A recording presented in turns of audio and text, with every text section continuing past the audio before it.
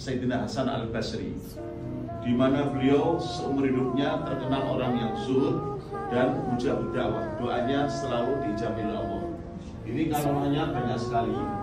Jadi di sini diterangkan bahwa salah satu beliau mengatakan santrinya Habib Al-Ajmi ini semuanya para ulama yang namanya ada di dalam kitab hadis seperti Hamad bin Salamah, Ja'far bin Sulaiman, Dawud At-Ta'i, Mu'tamir bin Sulaiman dan lainnya. Cukup kita mengetahui bahwa salah satu santrinya adalah Hamad bin Salamah, menunjukkan bahwa beliau adalah seorang ulama yang agung. Beliau meninggal pada tahun 119 Hijriah, jadi jauh sebelum masa Imam Syafi'i. Salah satu karomahnya adalah beliau di sini katakan ada seorang perempuan tua. Perempuan ini datang pada beliau sambil menangis. Beliau mengatakan, "Ya Syekh, ya Wali, saya punya anak. Ini anak saya ini adalah anak satu-satunya bagi saya. Anak-anak saya ini adalah anak satu-satunya, dan anak saya ini menghilang entah kemana dalam masa yang lama. Saya tidak tahu anak saya ini masih ada, masih hidup, ataukah sudah mati. Dan saya betul-betul susah. Kenapa? Karena anak saya lama sekali nggak datang, lama sekali nggak saya jumpa. Maka saya betul-betul menderita sekali. Wahai Tuhan, saya minta sekarang pada kamu, atas nama engkau sebagai wali, atas nama engkau seorang syekh, saya minta engkau mendoakan saya kepada Allah agar anak saya kembali."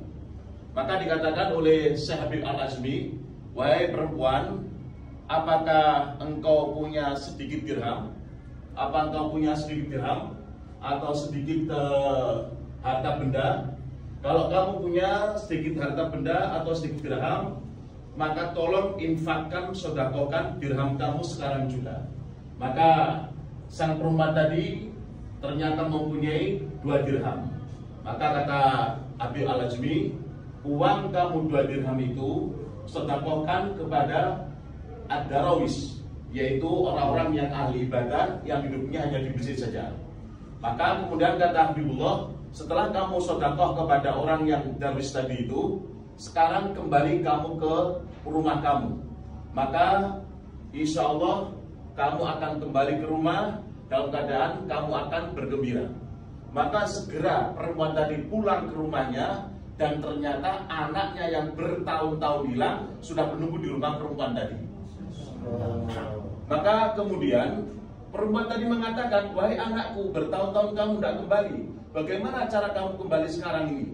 Maka dikatakan, "Wahai ibu, pada waktu sekarang ini saya ada di negara namanya Karman, di satu wilayah jauh daripada Baghdad ini namanya Karman.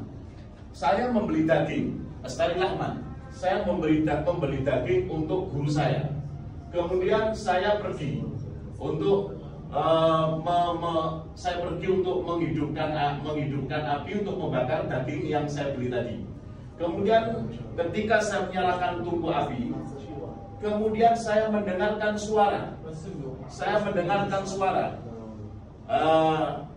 Satu suara mengatakan, 'Wahai angin yang akan menghidupkan api ini, sampaikan anak muda ini kepada ibunya.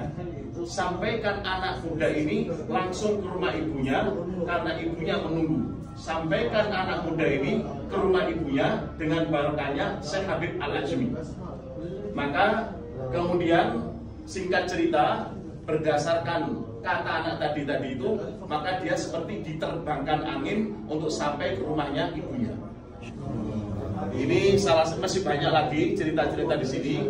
Maka disinilah salah satu karomahnya Habib Al-Ajmi. Kita tidak melihat karomah beliau sebagai wali, tapi kita melihat bahwa beliau adalah orang yang hidupnya selalu mutafatir, selalu dalam keadaan miskin. Hidupnya selalu miskin, hidupnya zuhud, tidak membutuhkan apapun, tapi ternyata hidupnya doa-doanya mustajabah seperti yang tadi saya ceritakan. La nahnu bil ma'i. Insyaallah. No, sekitar nalus. Muhammad Mesandi. Kita sholat di mana? Sini apa gimana? Oh, nanti di sana bagi. Bisa di sini. Jadi cukup kita mengetahui karma beliau bukan dari yang tadi saya ceritakan saja, masih banyak sekali. Tapi karma beliau yang mulia adalah beliau seorang yang zuhud, hidup dalam kefakiran, hidup dalam kemiskinan, hidup dalam keadaan melarat, dan beliau ternyata hidup kemelaratannya itu menjadikan dia seorang yang karmanya seperti yang kita ketahui. Ini adalah Habib Al-Ajmi. Di bagian lain cerita ini, beliau juga pernah berjalan karena gurunya di Sungai Dajjal ini. Jadi beliau ini gurunya akan berjalan, Sungai Dajjal banjir, maka gurunya ada di samping sana.